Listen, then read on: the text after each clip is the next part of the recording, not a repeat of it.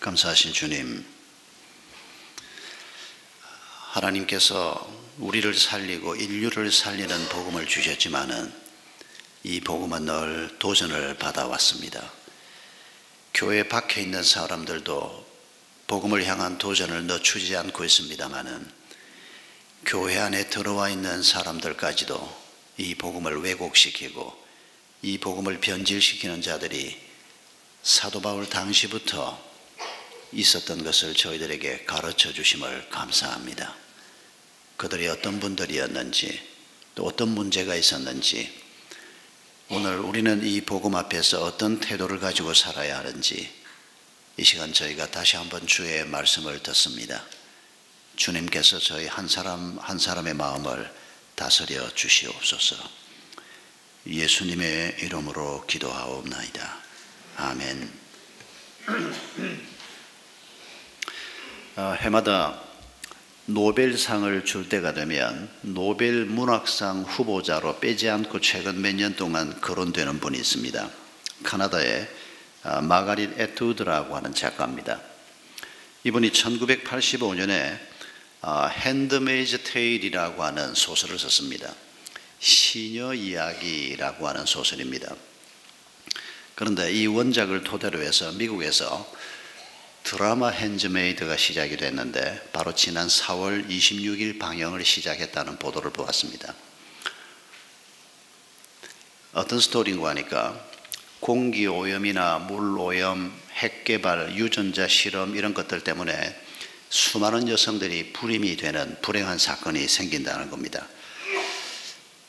충분히 예상할 수 있는 일입니다. 지금 현재 대한민국이 가임 인구, 젊은 사람들의 30%가 불임인 것을 생각하면 이게 내년이 되면 35%가 되고 10년이 지나면 40%가 되고 얼마든지 가능한 현실의 문제인 것을 알 수가 있습니다.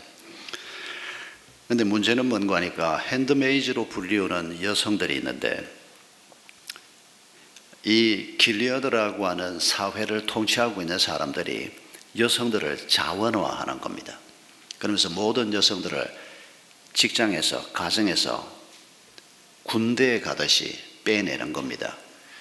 그리고는 불임 여성들은 쓸모없는 여성들로 분류가 되고 가임 여성들은, 임신이 가능한 여성들은 아주 소중한 자원으로 다루어지는데 근데 말만 소중하지 사실은 형편없는 세상을 만드는 겁니다.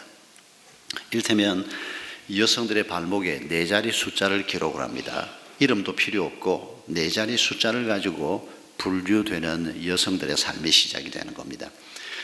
그리고는 전부 여성들을 재배치하는데 임신 가능한 여성들은 특별히 배치되는 곳이 있습니다. 이를테면 오프레드라고 하는 여성은 상류사회의 불임 부부에게 배당이 되는데 그 가정에서 이 여자가 하는 일은 뭔가 하니까 한 달에 한 번씩 정기적으로 강간을 당하는 겁니다. 그런데 이걸 거부할 수가 없습니다. 만약에 거부하면 그리고 정해진 기간 안에 건강한 아기를 출산하지 못하면 이 여자는 평생 핵 처리물 폐기장으로 보내집니다. 거기에서 살 건지 아니면 자신이 원턴 원치 않던 건강한 아기를 생산해서 사회에 기여를 하든지 둘 중에 한 길밖에는 이 여성에게 다른 가능성이 없습니다. 정말 개떡 같은 세상을 만드는 겁니다. 많은 문제가 우리 앞에 생기고 있지만은 이 문제를 풀어가는 방식이 이렇게 말도 안 되는 방식으로 풀어가는데 문제는 이게 우리 앞에서 점점 구체적인 현실이 되고 있다는 건 문제고, 그리고 오늘 여러분에게 제가 이 얘기를 하는 중요한 이유는 뭔가 하니까 노벨 문학상 후보자로 계속 거론되는 여성이면 많은 사람이 이분의 작품을 읽고 있다는 얘기입니다. 그리고 뛰어난 분이 틀림없습니다. 그런데 이분들이 길리어드라고 하는 이 새로운 세상, 문제를 풀어가는데 엉터리로 풀어가는 이 길리어드를 다스리고 있는 사람들이 누구라고 상상하는 거니까 기독교 극우 근본주의자들이다라고 표현하는 겁니다.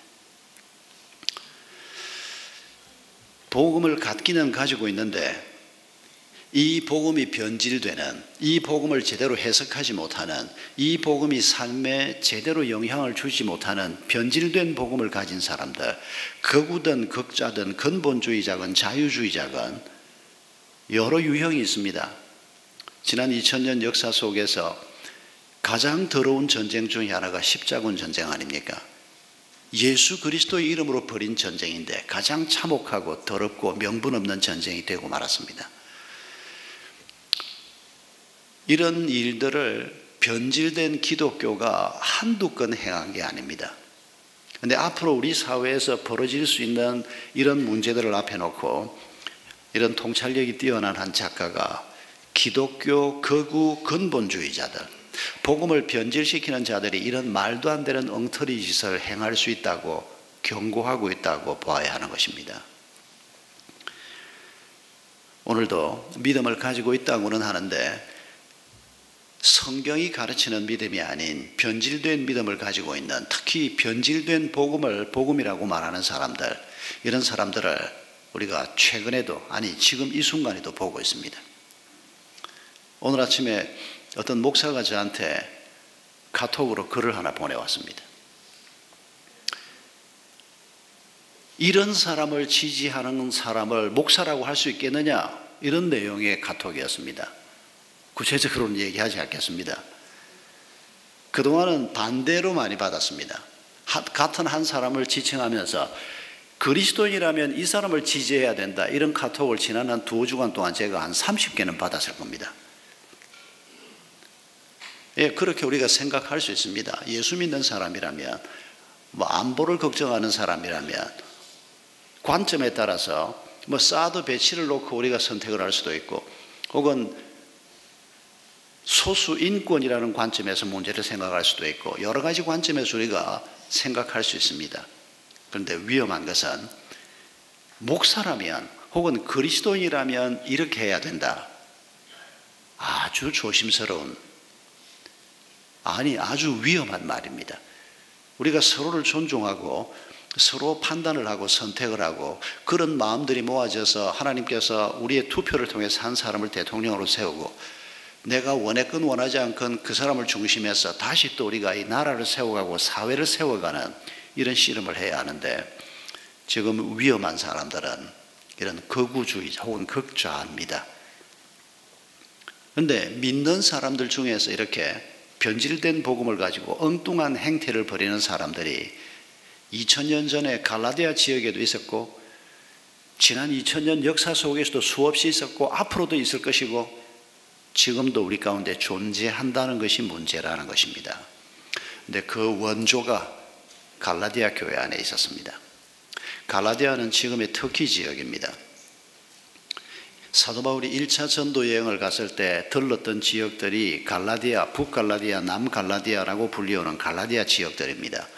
바울이 전도했고 바울의 복음을 듣고 많은 사람들이 예수를 믿고 교회가 자라가고 있는 이런 지역들입니다. 그런데 그 안에 유대인으로서 예수를 믿고 교회 안에 들어와 있는 사람들이 있었습니다.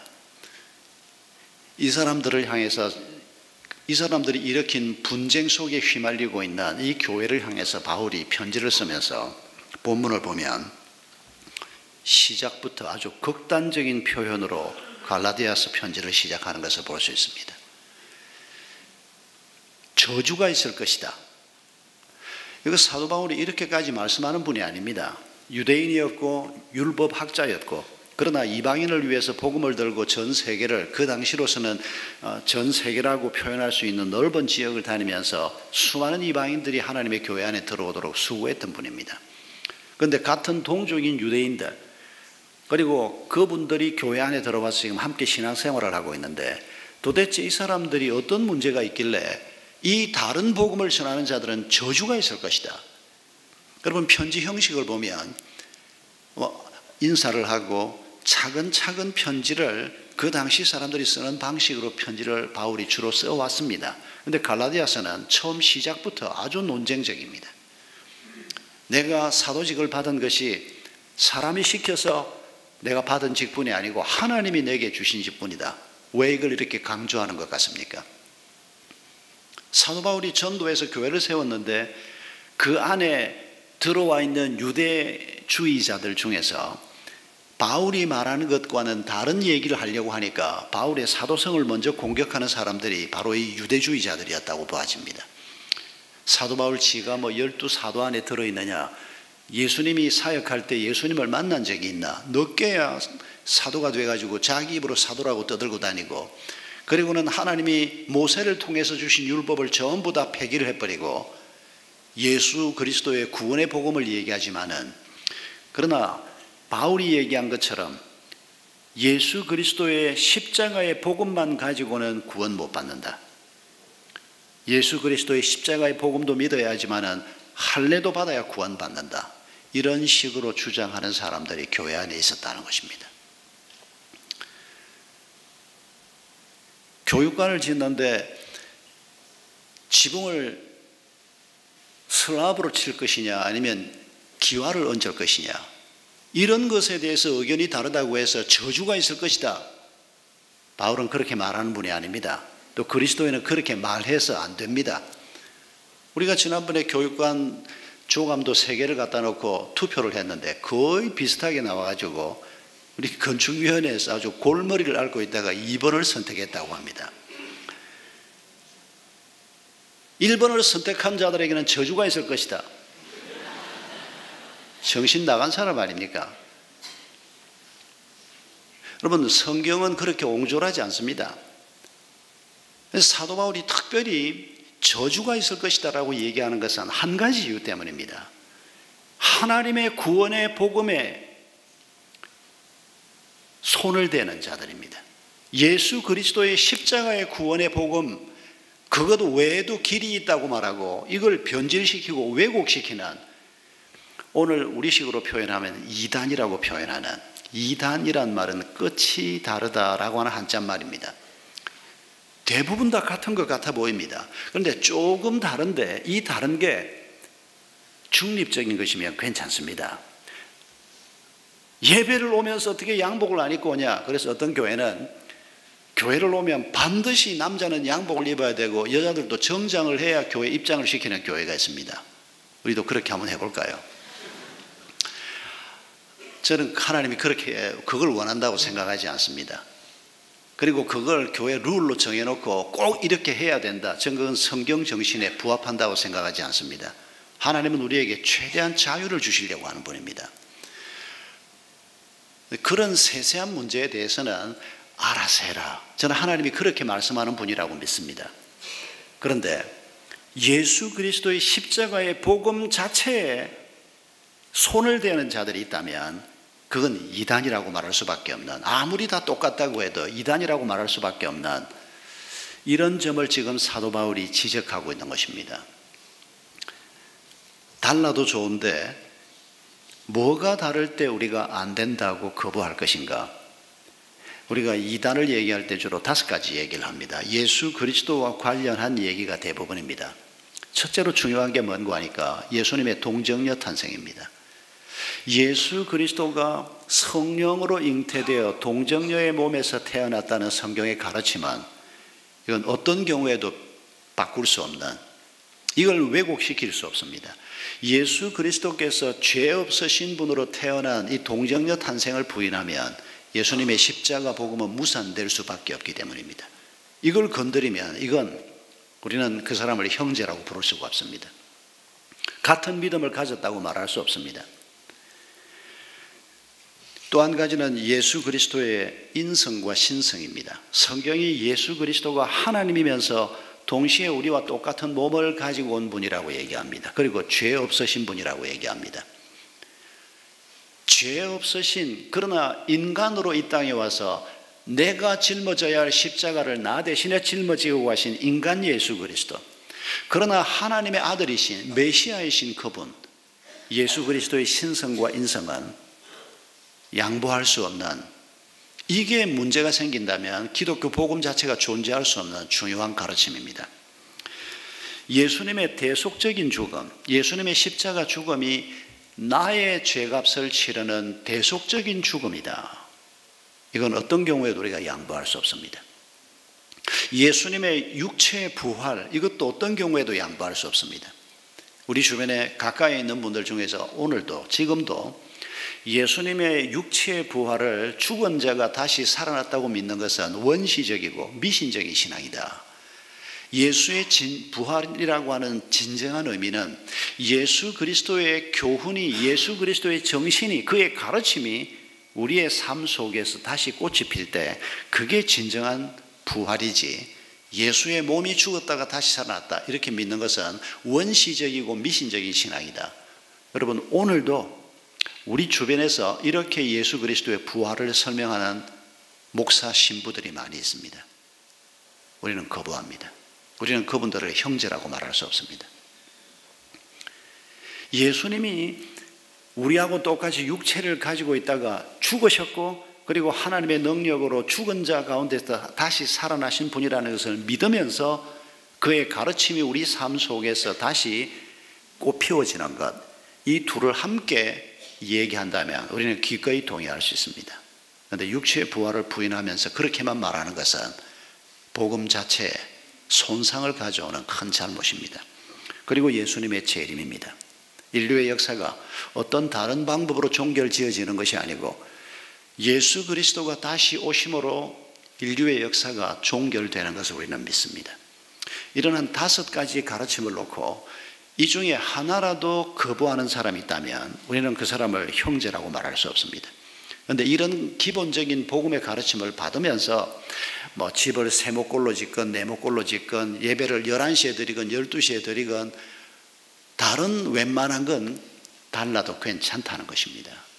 사도 바울이 지금 이 갈라디아 교회를 향해서 이렇게 분노에 가까운 저주를 쏟아내는 것은 이 예수 그리스도의 십자가의 복음을 이것만 가지고는 안 된다, 할례도 받아야 된다, 이런 망발을 하고 있기 때문에, 이런 큰 잘못을 범하고 있기 때문에, 그래서 성도들의 마음속에 은혜로 받은 복음이 아닌 공로주의자를 만들고 내가 뭔가를 행해야 하나님 앞에 하나님의 은혜를 입을 것 같은 자로 생각하게 만드는 이런 큰 잘못을 범하고 있기 때문에 그들을 향해서 저주가 있을 것이라고 말하는 것입니다.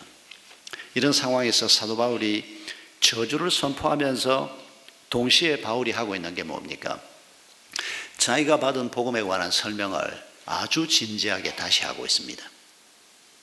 진짜가 뭔지를 지금 다시 설명을 하는 겁니다. 이전에 설교로도 전했고 그들에게 여러 가지 방식으로 이 복음에 관한 얘기를 했지만은 이 갈라디아서에서 다시 가짜 복음을 따르고 있는 너희들에게 진짜 복음이 뭔가를 내가 다시 한번 설명하마.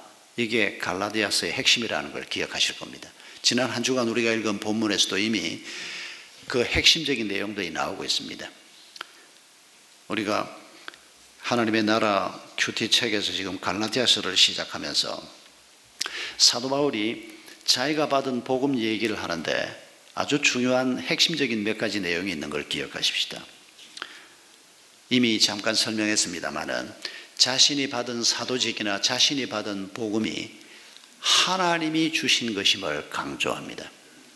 인간의 아이디어로 만들어진 복음이 아니고 인간의 아이디어로 이 복음을 전하는 자로 내가 세움받은 것도 아니고 하나님께서 예수 그리스도를 이 땅에 보내셨고 하나님께서 그 복음을 전하는 자로 나를 세워주셨고 하나님께서 우리 한 사람 한 사람을 하나님의 사람으로 부르셨다. 하나님이 우리가 복음을 받게 된 가장 근본적인 이유인 것을 계속해서 얘기하고 있습니다. 그런데 이 복음에다가 덧붙여 가지고 할례도 받아야 구원받는다 이렇게 말하는 것은 그건 하나님께서 주신 것이 아니고 인간이 인위적으로 만든 저주받을 짓이다, 그런 관점에서 얘기하고 있는 것입니다. 그러면서 하나님의 은혜를 강조합니다. 은혜로 받은 복음인 것을 강조합니다. 자신은 복음의 대적자였던 것을 얘기합니다. 그리고 자신이 얼마나 율법에 철저하고 율법의 열성이었던가를 얘기합니다. 사실 사도 바울만큼 율법에 정통한 자가 그 당대에 별로 많지 않았을 것입니다. 어린 시절부터 유대인으로 자랐고 그리고 가말리엘 문화에 예루살렘으로 유학을 와서 가말리엘이라고 하는 뛰어난 스승 밑에서 훈련을 받았고 예수 그리스도와 그의 제자들을 보았을 때 이건 구약의 말씀을 회방하는 자들이라고 생각하고 그들을 공격하고 그들을 감옥에 집어넣는 일을 했던 율법에 어떤 사람보다 철저했고 율법으로 자기 삶을 온전히 살려고 했던 사람이 바울이었는데, 이런 바울을 하나님께서 불쌍히 여기셔서 예수 믿는 사람을 잡으러 다메섹으로 가는데 하나님이 그의 앞에 빛으로 나타나셨습니다. 하나님의 은혜가 없었으면 이 고집쟁이 바울, 나름대로는 율법을 가장 잘 안다고 생각했던 이 바울이 예수를 만나고 구원을 받을 수 있는 길이 있을 수가 없었습니다. 그런데 지금 율법을 조금 안다고 생각하는 사람들이 예수의 복음 가지고는 충분치가 않다. 할례도 받아야 한다. 어떤 사람들은 안식일을 지켜야 한다. 어떤 사람들은 구약 성경 말씀도 지켜야 한다. 이런 말을 하는 걸 보면서 바울이 지금 안타까운 마음으로 얘기하는 겁니다. 우리가 구원받은 것은 오직 하나님의 은혜였다. 예수 그리스도가 십자가에 달려 죽으신 그 죽음이 내 죄값을 위한 죽음이라는 것을 우리가 어떻게 믿을 수가 있었습니까? 그런데 하나님이 우리에게 그 믿음을 주셨습니다. 그 믿음 보시고 하나님께서 의롭다 하시고, 그 믿음 가지고 있는 우리 가운데 성령이 임하시고, 성령이 우리 가운데 내주하시고, 그분이 우리를 깨닫게 하시고, 그분이 우리의 길을 인도해 주시고, 그분이 죄를 이길 수 있는 힘을 우리 가운데 거하시면서 공급해 주시고, 하나님과 내가 하나가 돼서 이 세상 길을 걸어가는 이런 놀라운 삶으로 우리를 초청하신 것입니다. 오직 하나님의 은혜였습니다. 그런데 예수의 십자가의 은혜만 가지고 되는 게 아니다. 내가 뭔가를 행해야 한다. 이건 그냥 잘못이 아니고 저주를 받을 잘못이라고 얘기하고 있는 것입니다. 그리고 사도 바울이 공동체를 강조하고 있습니다. 자신이 전혀 예수 믿는 사람들하고 연계되지 않은 상황에서 빛 가운데서 예수 그리스도를 만납니다. 그리고 이분이 그렇게 복음을 받고 난 다음에 바로 사도들과 교제를 시작하지 않았습니다. 바로 아라비아로 갔다가 오랜 세월 동안 사도들과 직접 교제하지 않았습니다. 그런데 시간이 한참 지난 다음에 예루살렘으로 가서 사도 베드로도 만나고 야고보도 만나고 보름 동안 있으면서 교제를 해보니까 바울이 받은 복음과 베드로가 받은 복음이 똑같다는 것을 서로가 다 확인을 한 겁니다. 그리고 그들이 함께 손을 잡고 동역자가 된 것입니다. 그리고 사도 바울이 갈라디아에 교회를 세웠습니다. 이방인들도 있고 유대인들도 있습니다. 그런데 예수 그리스도의 십자가의 은혜로 전혀 서로 연결되어 있지 않은 사람들이지만 민족이 다르고 출신이 다르고 생각이 다르고 전혀 딴 사람들이지만 예수 그리스도 때문에 지금 이 공동체가 이루어져 가고 있는, 이 공동체 안에 들어와 있는, 그런데 이 공동체를 파괴하려고 하는 다른 복음을 가진 자들, 이들을 우리가 우리 가운데서 잘라내야 하고 이 다른 복음을 받아들여서는 안 된다. 하나님께서 세우려고 하는 이 공동체에 대해서 바울이 깊은 애정과 신뢰를 가지고 얘기하고 있는 것을 우리가 본문에서 볼 수가 있습니다. 복음은 무한한 포용성을 가지고 있으면서 동시에 엄청난 배타성을 가지고 있다는 것을 기억해야 합니다. 예수 그리스도의 십자가의 복음 앞에서 어떤 죄인도 어떤 사람도 예수 그리스도의 십자가의 은혜를 자기 것으로 받을 때 하나님 앞에 나올 수 있고 하나님을 아빠라고 부를 수 있고 하나님의 교회 일원이 되는 것입니다. 그러나 배타성이 뭡니까? 하나님께서 예수 그리스도를 통해서 우리에게 주신 이 복음을 변질시키고 왜곡시키는 자는 철저히 배타하는 것입니다. 그런 자를 지금 저주가 있을 것이다, 이렇게 엄격하게 말씀하고 있는 것입니다. 그래서 우리가 신앙생활을 하면서 어떤 것을 하나님이 포용해 주시고 어떤 것을 하나님께서 아니라고 말씀하시는지 이 본질과 비본질을 잘 구별하는 것이 아주 중요합니다. 아프리카에 선교사로 가는 분이 저한테 이렇게 얘기했습니다. 자기가 한국에서 개척교회를 열심히 하고 그리고 하나님이 불러서 지금 아프리카에 선교사로 가는데 아프리카에 가서 교회를 세우면 열심히 새벽 기도하고 한국에서 목회했던 것처럼 열심히 가서 해보겠다고. 사람은 잡으려고 그냥. 이 사람 생각은 자기가 한국에서 목회했던 경험을 그대로 가져가서 해보겠다는 얘기를 하면서 심지어 이렇게까지 막 표현을 했습니다. 새벽 기도 안 하면 그게 교회겠습니까? 아프리카든 한국이든 어디든 예수님이 새벽 기도 했으니까 새벽 기도 하면서. 여러분, 이 주장에 대해서 어떻게 생각하십니까? 나는 새벽 기도 안 하니까 할 말이 없다, 그런 생각하지 마시고, 기도를 안 한다면 이건 하나님의 말씀에 정면으로 배치되는 것입니다. 근데 새벽 기도는 새벽에 할 수도 있고 낮에 할 수도 있고 큐티를 할 수도 있고, 여러분, 본질과 비본질을 구별하는 것이 아주 중요합니다. 목사도 이거 잘 못합니다. 그래서 목사들이 많이 착각하는 게 새벽 기도 오면 믿음 좋은 줄 압니다. 새벽 기도 오면 믿음 좋을 가능성이 일단 많습니다. 근데 새벽 기도 안 온다고 해서 믿음이 없다, 이렇게 오판을 많이 하기 쉽습니다. 그리고 어쩌다가 누가 새벽 기도 오면 저 사람이 왜 새벽 기도를 나왔냐, 혹시 집안에 무슨 문제가 있냐, 이렇게 막 오바를 하기도 합니다. 여러분, 본질과 비본질을 구별하는 훈련을 우리가 평소에 잘 해야 합니다. 그러려고 하면 복음이 무엇인지, 그 복음이 구체적으로 우리에게 뭘 가르치는지를 마치 위조 지폐를 감별해내는 사람들이 주로 하는 게 하루 종일 진짜 지폐를 계속 본다는 겁니다. 만져보기도 하고 확대해서 보기도 하고 세밀히 들여다보기도 하고. 그래서 진짜 지폐를 아주 잘 알게 되면 위조 지폐는 한눈에 알아볼 수 있게 된다는 겁니다. 그런데 우리가 교회를 출석한 지 5년이 되고 10년이 됐는데도 성경 말씀 자체에 대한 깨달음이 부족하면 쉽게 넘어갈 수 있는 겁니다. 가짜가 뭔지를 구별이 잘 안 되는 겁니다. 복음을 변질시키는 자들이 오늘도 많이 있습니다. 그런데도 이 거짓 복음이 굉장히 빠르게 확산돼 갑니다. 사도 바울이 얘기하지 않습니까? 1장 6절에 보면 여러분이 어떻게 그렇게도 빨리 다른 복음으로 넘어가는지 내가 놀라지 않을 수가 없습니다, 이렇게도 표현을 했고, 3장 1절에는 어리석도다 갈라디아 사람들이여, 예수 그리스도께서 십자가에 못 박히신 것이 여러분의 눈앞에 선한데 누가 여러분을 홀렸습니까? 홀렸다라고 하는 이 단어에 주의할 필요가 있습니다.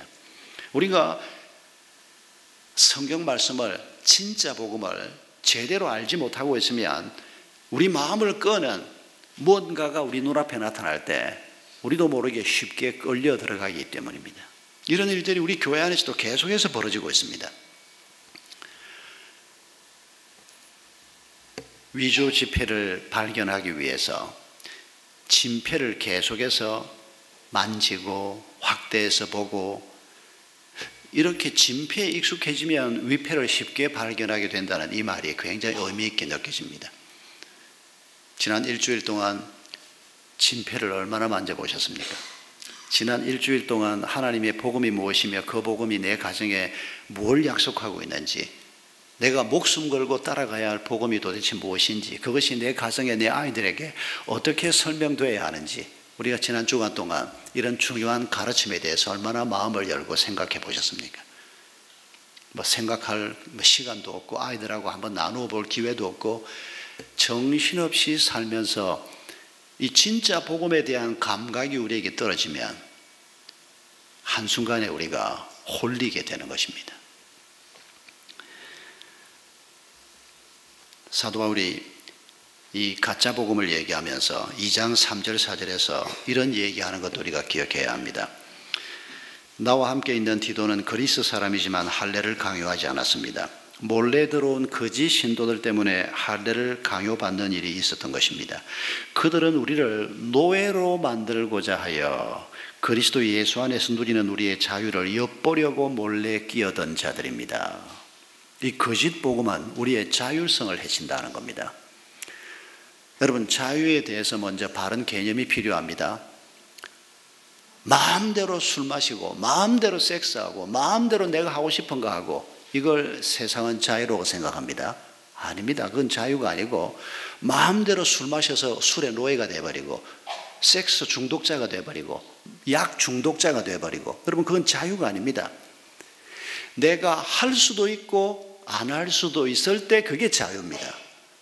그래서 진리 안에서 우리가 자유롭게 된다는 말이 정확하게 세상이 생각하는 자유하고는 전혀 다른 것입니다.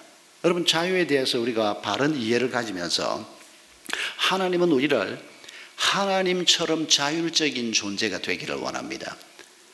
하나님께서 우리에게 최대한 자유를 주기를 원합니다. 장로교 헌법 책에 교회 정치라고 하는 란이 있습니다. 이 교회 정치 제1장이 원리입니다. 그런데 이 제1장 1조가 뭔고 하니까 양심의 자유라고 하는 겁니다. 장로교 교회 정치의 원리 첫 번째가 양심의 자유인데 이런 내용입니다. 양심을 주재하시는 이는 하나님뿐이시다. 그가 신앙과 예배에 대하여 그 말씀에 위반되거나 탈선되는 사람의 명령이나 교리를 받지 않게 양심의 자유를 주셨다. 그러므로 일반 인류는 종교에 관계되는 각항 사건에 대하여 속박을 받지 않고 각자 양심, 즉 중생된 신자의 성경적 양심대로 판단할 권리가 있으므로 누구든지 이 권리를 침해하지 못한다. 목사, 장로, 권사가 될 때 이거 반드시 읽고 숙지하게 합니다. 교회 직분자가 돼서 성도들을 섬기고 교회를 세울 때 이 교회가 어떤 교회가 되어야 하는가? 사람들이 그리스도 안에서 신앙 양심을 잘 회복을 하고 이 양심의 자유를 누리면서 살도록 돕기 위해서 교회를 세우셨고 직분자를 세우셨다는 것입니다. 양심의 자유를 억압하지 말라는 겁니다. 그런데 이 복음을 변질시키는 자들은 우리를 노예로 만들려고 한다는 겁니다. 이게 여러분 표현은 분명히 무슨 말인지 알겠는데 실제 우리 삶에서 분별하기는 참 쉽지가 않습니다. 이를테면 이런 겁니다. 그리스도의 복음만으로는 안 된다. 십자가만으로는 안 된다. 율법도 지켜야 한다. 이게 공로주의입니다.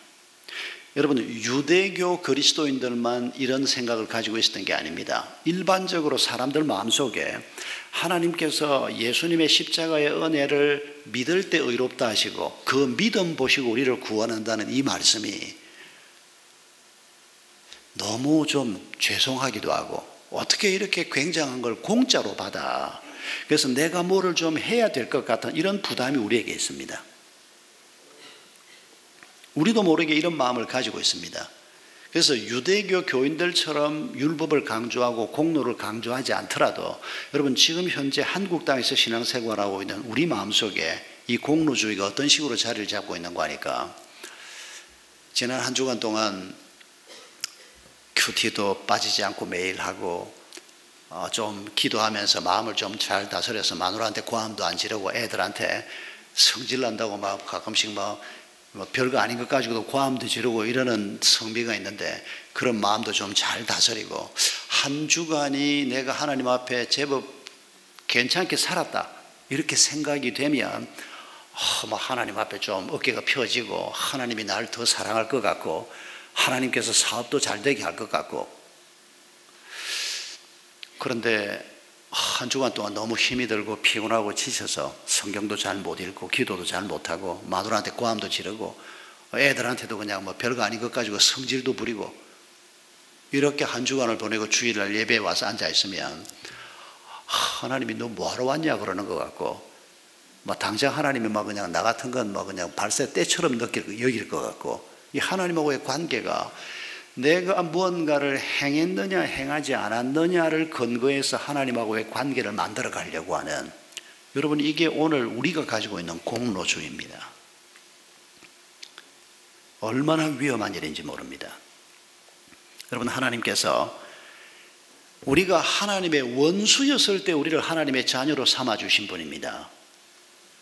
하나님이 우리가 그리스도를 닮아가고 말씀에 순종하는 자가 되기를 원하십니다. 그건 분명합니다. 그러나 내가 말씀에 순종하지 못했고 내가 실패했고 부족하다고 해서 하나님께서 우리를 너는 내 자식이 아니고 내가 너를 축복하는 거 더 이상 못하겠다.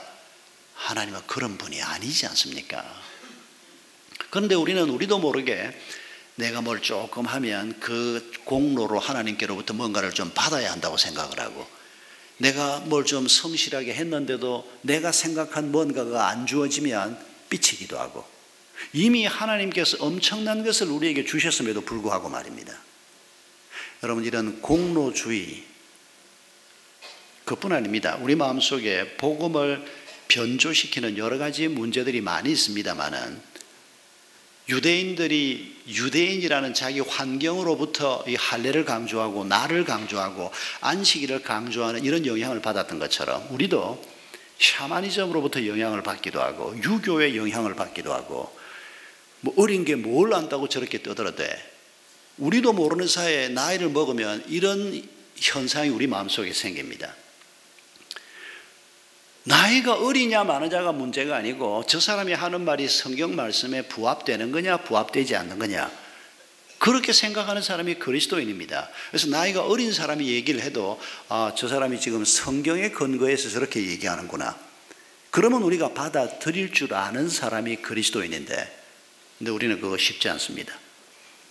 대한민국은 공자님하고 거리가 먼 것 같아도 여전히 공자님의 나라입니다. 몇 년 전에 우리 교회 성도입니다. 유치원 갔다 온 아이가 엄마 품에 안겨서 막 울더라는 겁니다.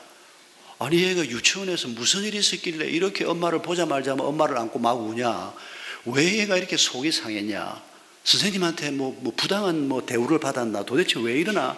엄마가 애를 진정시키고 애 입에서 얘기를 들었는데 얘가 뭐 때문에 속이 상했는 거 아니까 자기가 6살인데 자기 유치원에 5살짜리가 자기를 언니라고 부르지 않고 자기 이름을 자꾸 부른다는 겁니다.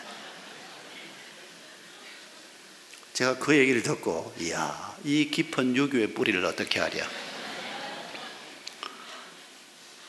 우리는 사람 만나면 이 사람이 나이가 몇 살이지 그래서 내가 나이가 많으면 형님, 누님, 언니 대접을 받아야 되고 저 사람이 나이가 많으면 내가 그 대접을 해야 되고 이게 몸에 밴 사람들이 대한민국 사람들입니다.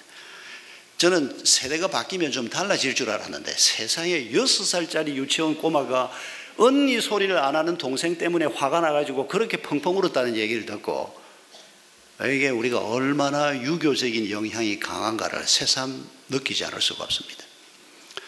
예, 나쁜 건 아닙니다. 나이 많은 사람에게 나이 대접하고 나이 든 사람들이 조금 더 잘 섬기고 어른 노릇하고 절대 나쁘다고 생각하지 않습니다.